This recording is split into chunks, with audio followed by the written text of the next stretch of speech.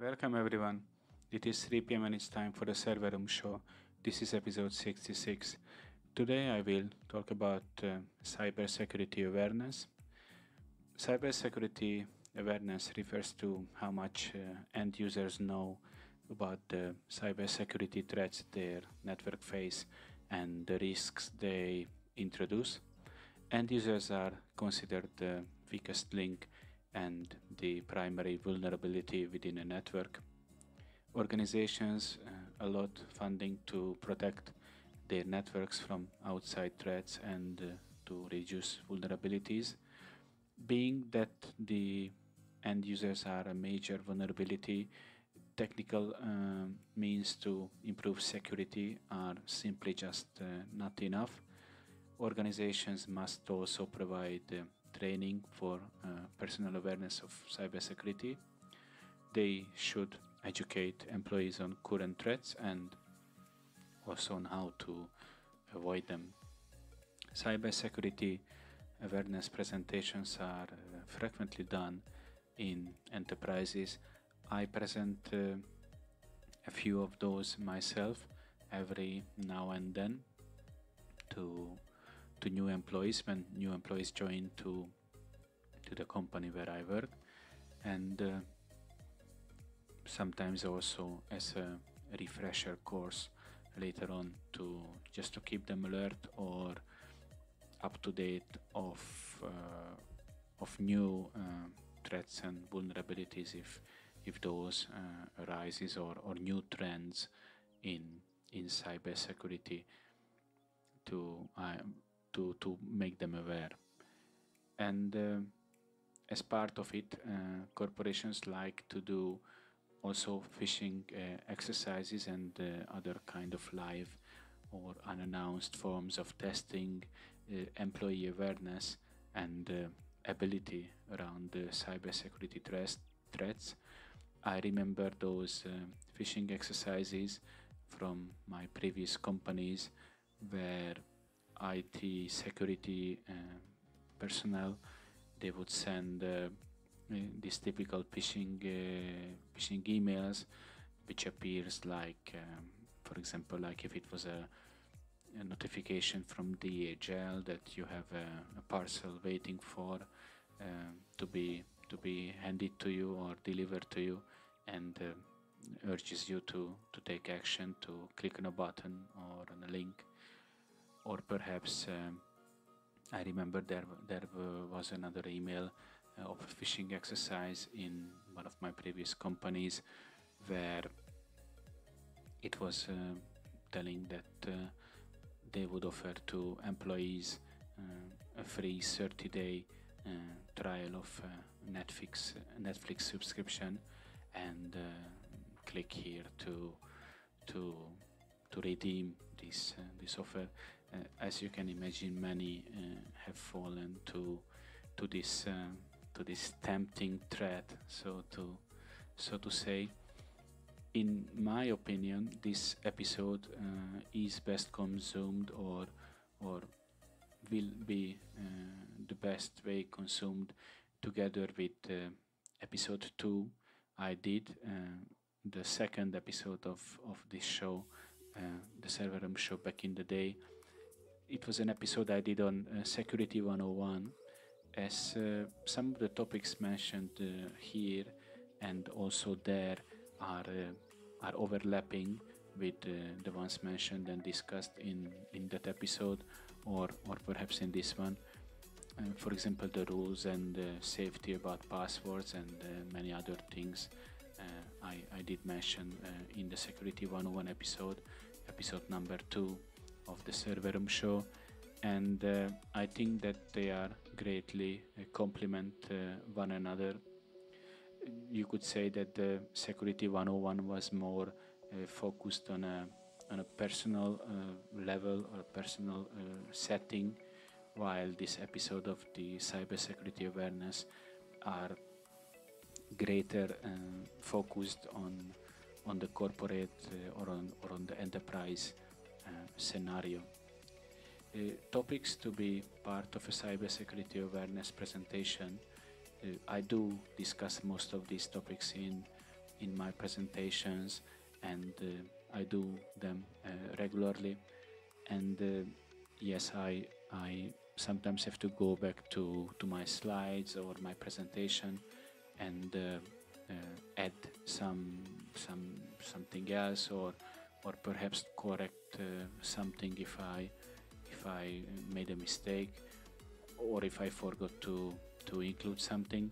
I think it's important because presentations and courseware is as good as up to date it is, and many times people fell into the habit that they made a presentation once on a topic X, and they don't maintain it up to date, or don't keep it relevant with the information it contains, and it reflects poorly on both on the individual who present the presentation, and it can reflect poorly on the company as well. The company you employs you to amongst your duties to do this presentation as well. So I think it's also important to keep in mind. Those topics I usually mention or discuss in my presentation regarding cybersecurity awareness. Includes email scams, malware, phishing attacks, password security, removable media, social networking dangers, the clean desk policy, data management, and privacy. So let's discuss these topics listed above a bit more in detail. I call this section the how it should be section. Regarding email scams, phishing attacks are the most common method that cyber criminals use to gain access to an organization's network. They take advantage of human nature to trick their target into falling for the scam by offering some incentive like a free stuff, a business opportunity, and so on, or creating a sense of urgency. If you remember, I just gave an example or two of this regarding the phishing exercises I had with my previous company. And you probably noticed it's quite hard to say phishing and phishing. For me, they sound very similar. So yeah, I guess you will enjoy it throughout this show. Phishing awareness should be a component of any organization security training program. This should include examples of common and relevant phishing emails and tips for identifying attempted attacks, including, for example, that do not trust unsolicited emails, do not send any funds to people who request them by mail, by email, especially not before checking with upper management or leadership. You might think that it's common sense, but not exactly. Always filter spam, configure your email client properly. Mostly the IT department should take care of this, or it should be configured automatically without very little user intervention. Install antivirus and firewall program and keep them up to date. Again, it's something the IT department is in charge of. Do not click on unknown links in email messages, or I would say do not click on unknown links pretty much anywhere, because it's the same regarding your browser. So if it's a link you don't know what it does or where it takes you, then what's the motivation behind clicking on it? Just as well in an email message as anywhere else. Beware of email attachments. Verify any unsolicited attachments with the alleged sender via phone or other medium before opening it. It also means that, or I normally reflect to in my presentation, to don't be hesitant, or don't be afraid to use alternative methods to confirm the validity or the identity of a sender. I refer to that if I get an email regarding someone who pretends to be, let's say, my colleague Susan, and asking me or urges me to, could you please share those, I don't know, financial data from last year or the last quarter, because I need it urgently for some presentation or something, I would definitely reach out in alternative channels if I am in doubt of the identity of this person, or the validity of this email message. I would perhaps send an IM message on the company chat portal, or perhaps call this person named Susan in this example, or I would even consult with the person's line manager that look, Susan is asking me something. Is it okay? Is it something you guys really need? And maybe he would say, look, Susan didn't do anything like that, so it must be a phishing attack. So never be afraid, and I always use the expression that if in doubt, call it out. Remember that phishing attacks can occur over any medium, including email, SMS, enterprise collaboration platforms, and so on.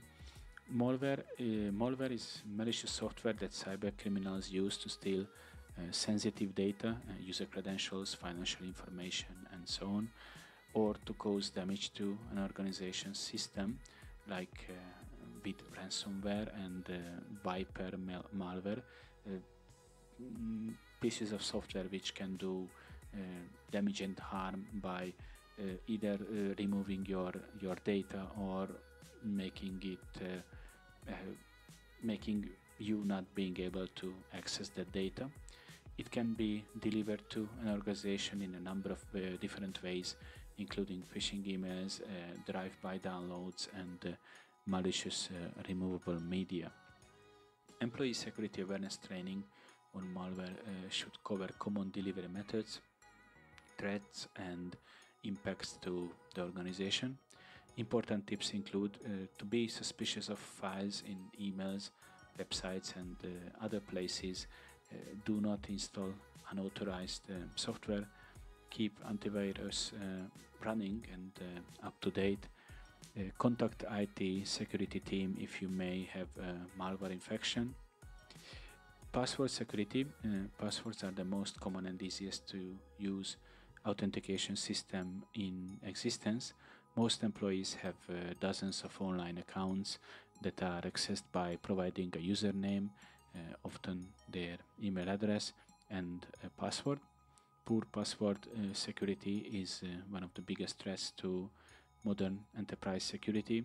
Some important password security tips to include in training content are that to always use a unique password for each online account.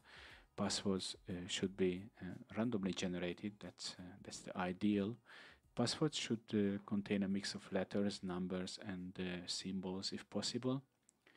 To use a password manager to generate and store strong passwords for each account.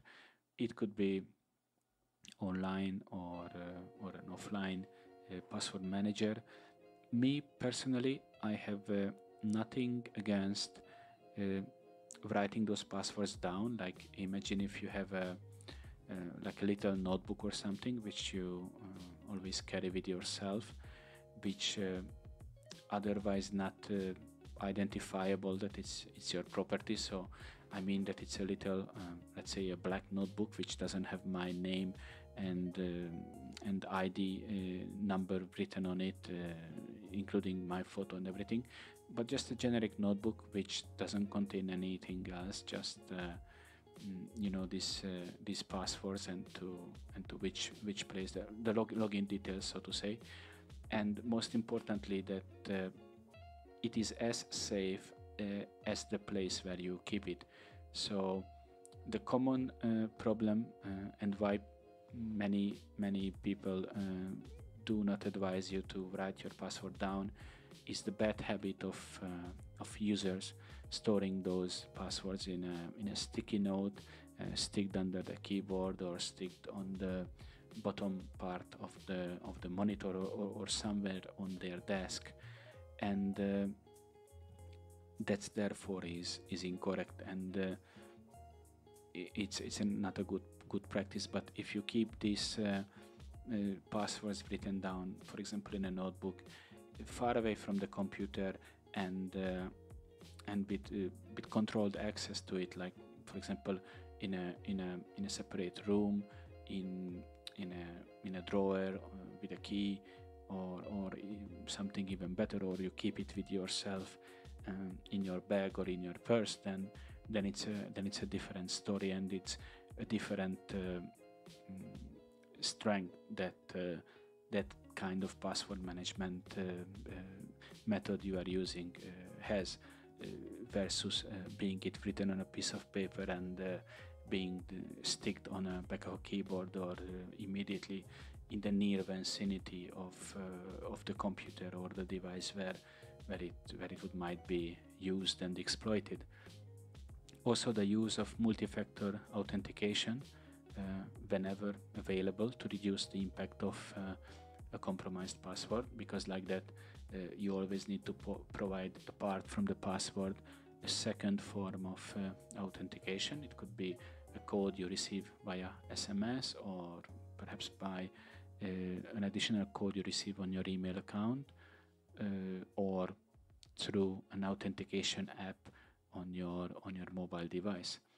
Regarding removable media such as USBs, CDs, and so on, are a useful tool for cyber criminals, since they enable malware to bypass an organization's network-based security defenses.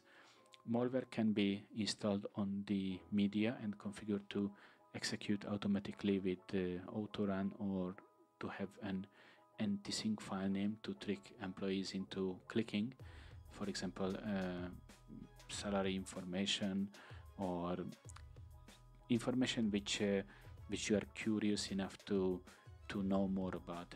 Most of the time it's some salary or financial information.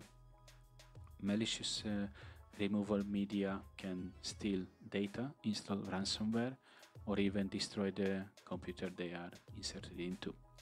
Malicious removable media can be distributed by being dropped in parking lots and common areas like halls or waiting rooms of a company, or being handed out at conferences and other public events.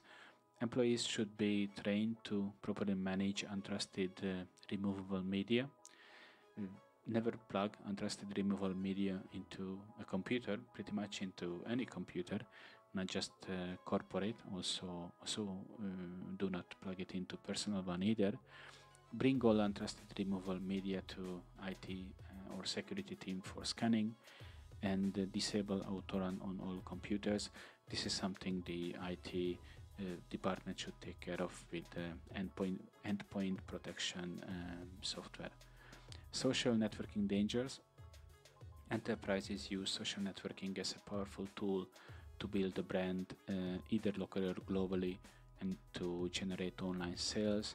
Unfortunately, cyber criminals also use social media for attacks that put an organization's system and reputation at risk. To prevent the loss of critical data, the enterprise must have a viable social networking training program that should limit the use of social networking and inform employees of the threats of social media. Phishing attacks can occur on social media as well as over email. Cyber criminals impersonating trusted brands can steal data or push malware. Information published on social media can be used to craft spare phishing emails. A clean desk policy. Sensitive information on a desk, such as sticky notes, papers, and printouts, can easily be taken by thieving hands and seen by prying eyes. A clean desk policy should state that information visible on a desk should be limited to what is currently necessary, before leaving the workspace for any reason. All sensitive and confidential information should be securely stored. Data management and privacy. Most organizations collect, store and process a great deal of sensitive information. This includes customer data, employee records, business strategies, and other data important to the proper operation of the business. If any of this data is publicly exposed or accessible to a competitor or a cyber criminal, then the organization may face significant regulatory penalties, damage to consumer relationships, and loss of competitive advantage. Employees within an organization need to be trained on how to properly manage the business's sensitive data to protect data security and customer privacy.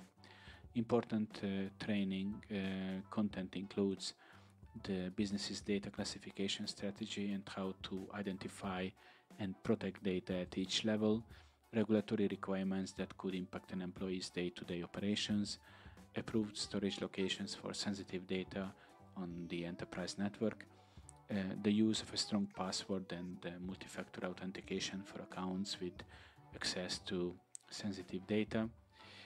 Now let's talk about the human factor in IT security, how employees are making businesses vulnerable from within. This is the part I labeled that of how actually the things are, how it actually is, this cybersecurity scenario. Everything I have explained in the previous parts should be taken seriously, and even more when it can have an impact on an organization's network and devices and or other people's devices. What I mean is, of course, it is fine to have your personal email account password as password 123, and in the case if you have no friends, it will only result in your own personal mailbox and its content being compromised, and not a list of hundreds of email addresses of your friends and colleagues, or perhaps sensitive business contacts and clients whom will end up being sent thousands of spam messages, or even worse, their legitimate contact and personal details will be used in perhaps the next phishing attack towards others, which would greatly hurting their reputation if nothing else.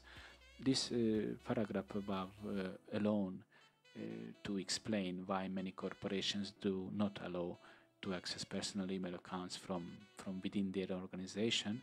It means that you most of the time cannot go to and log in, for example, to yahoo.com or me.com for checking your personal emails. And also disallow forwarding emails from corporate email accounts to personal email accounts, because once the information is out of your organization's boundaries, the companies cannot assess nor uphold any cybersecurity related best practices. And if you leak corporate and sensitive data, which you might not even think it is of such nature, can be easily fell victim of bad practices and unfollowed recommendations on the personal level accounts like a mailbox, where these mentioned requirements cannot be enforced by a company. Corporations use tools like data leakage prevention together with firewalls and other endpoint protections to try to limit the damage irresponsible or uninformed employees can cause to the business. I have a screenshot or a diagram explaining some of the things data leakage prevention tools or software is trying to do, which is preventing data loss from various sources like email, printer, website, USB, from the cloud or from company servers. The dangers of irresponsible and uninformed employees. As per many surveys conducted, up to 52% of businesses admit that employees are their biggest weakness in IT security, with their careless actions putting businesses' IT security strategies at risk. The top three cybersecurity fears of businesses are inappropriate sharing of data via a mobile device, physical loss of mobile devices, exposing the organization to risk. Inappropriate IT resources used by employees. Concerns about the inappropriate use of IT, both sharing data and the use of resources by employees, vary considerably according to company size, with very small businesses feeling more at risk from this threat than enterprises with more than 1,000 employees or more. This could be due to a number of factors, including enterprises potentially having stricter policies in place and more thorough training for staff on best practices. In addition, very small businesses possibly bestow employees with a greater degree of flexibility in terms of how they use business IT resources. When it comes to the physical loss of mobile devices like laptops and mobile phones, you can rely on full disk encryption methods like BitLocker or other BIOS or hardware-based disk encryption to avoid unauthorized access to the data on the computer. And regarding the mobile devices, enterprise MDM or mobile device management solutions like Microsoft's Intune and VMware's AirWatch or ManageEngine's Mobile Device Manager Plus, just to mention a few famous ones, can help you to remote wipe off these devices from corporate data and even to factory reset of the whole mobile phone if it is were to be the company's property and not a bring your own device. Employee actions lead to cybersecurity incidents. Businesses do indeed have good reason to be worried about employees contributing to cybersecurity risks. Staff may make mistakes that put their company's data or systems at risk, either because they are careless and accidentally slip up, or even because they do not have the required training to teach them how to behave appropriately and to protect the businesses they work for. Careless or uninformed staff, for example, are the second most likely cause of a serious security breach, second only to malware. Internal staff also can cause security issues through malicious actions of their own, contributing to security events involving staff who work against their own employers. Employee carelessness and phishing / social engineering are major contributing factors for malware and targeted attacks, and to their success, of course, as employees and their actions when it comes to phishing or social attacks are the top contributing factors. Irresponsible employees, the damage they cause, as well as being irresponsible by hiding incidents when they happen. Employee responsibility can also have a hard-hitting impact on a company's data and system integrity when it's linked to security incident. This can result in their business's data being leaked or exposed because of employee actions, can expose highly sensitive or confidential customer employee information as a result of irresponsible employees or payment. Even it can reveal also payment information, for example, to mention another type of sensitive information leak which could happen as a result. All of these implications, of course, have the potential to have a far-reaching and damaging impact on a business's reputation, both internally and externally. Bring your own devices. Employee irresponsibility undermines mobility trends. Despite both businesses and employees being well versed in the trend of bring your own device, by now, bring your own device is still causing a headache for companies, big and small, and it causes concern among them regarding this trend, this bring your own device. One of their worries is about employees inappropriately sharing company data via the mobile devices that they bring to work, or to say it with another word, that the employees own versus if it was a company-owned device. But against all the above, companies and definitely the smaller they are tend to adopt BYOD policies more readily to cut costs and appraise mobile workforces, while bigger companies are more likely to find it difficult to manage the security on users' devices and the additional costs and efforts it comes with, like hiring more IT staff, the subscription of an MDM platform, and so on. Device and media exposure, rather a human error than a malicious action. One of the many concerns of businesses are due to the fact that BYOD is ultimately dependent on the responsibility of employees and their ability to treat the business data on their personal devices well.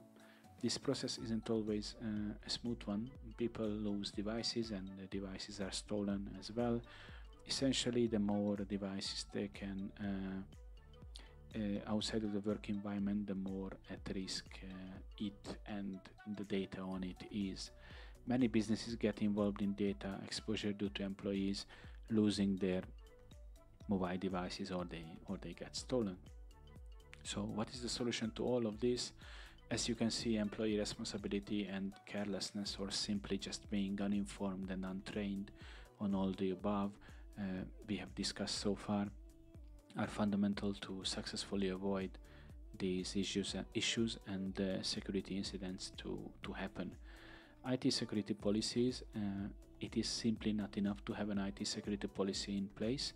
A policy alone will not protect the business from threats, partly because IT security policies are not always followed by the staff that they are designed for, and partly because they cannot cover every possible risk. In many cases, policies are written in such a difficult way that they simply cannot be effectively absorbed by employees. Instead of communicating risks, dangers, and good practices in clear and comprehensive instructions, businesses often give employees multi-page documents that everyone signs, but very few read and even less understand. Training personnel and bringing more dedicated staff on board to help enforce security policies is a logical answer to the problem of employee carelessness, and it is the answer that multiple businesses across the globe are looking to implement. The right security policies with proper engagement are key for success. Staff training is essential in raising awareness among personnel and motivating them to pay attention to cyber threats and countermeasures, even if they are not part of their specific job responsibilities. Installing updates, ensuring that anti-malware protection is on, and managing personal passwords properly shouldn't always be at the bottom of an employee's to-do list. However, more can be done. The use of more sophisticated IT security software, more internal IT security staff, use external consultants to advise and assess actual scenario and how to make things better, the use of more specialized IT security hardware, and enforcing company-wide IT security policies. I know that it was perhaps a lot of information at once. You are more than welcome to read the show notes for this episode, just as much as for the mentioned episode 2 I did on Security 101, and I hope you have enjoyed it and you managed to learn something from it. Thank you very much, and see you next Saturday.